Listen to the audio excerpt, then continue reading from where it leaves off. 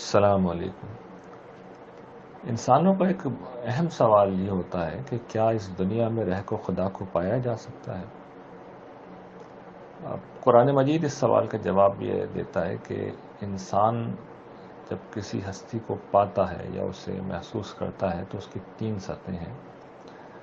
خدا کو ان 3 میں سے 2 سطحوں پہ پایا جا سکتا ہے، ایک سطح پر نہیں پایا جا سکتا۔ پہلی سطح حواس کی ہے۔ قرآن مجید بالکل واضح ہے کہ اس سطح پر خدا کو موجودہ دنیا میں نہیں پایا جا سکتا۔ دوسری سطح جس سے انسان چیزوں کو پاتا ہے وہ عقل کی ہے۔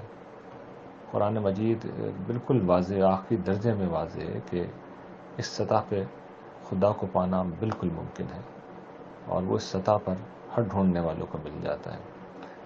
تیسری سطح وجدان کی ہے، فطرت کی ہے۔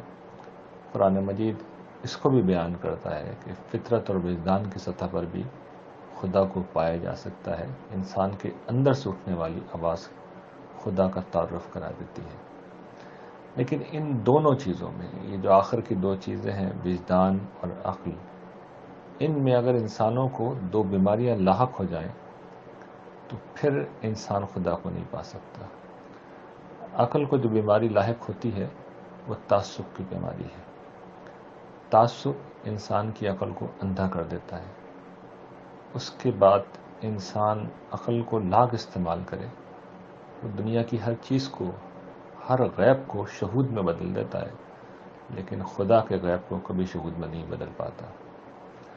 اسی طریقے سے انسان کی فطرت اور اس کا وجدان، یہ اگر مسخ ہو جائیں تو اس شکل میں بھی انسان خدا تک نہیں پہنچ سکتا۔ یہ پھر انسان کو خدا کی سماعت اور خدا کی بصارت سے، خدا کو دیکھنے سے، اس کے سننے سے، اس کے محسوس کرنے سے محروم کر دیتے ہیں۔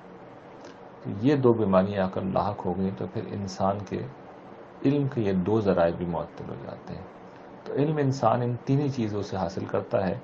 ان میں سے پہلی چیز کے بارے میں قرآن واضح ہے کہ اس کے ذریعے سے خدا کا ادراک نہیں ہو سکتا۔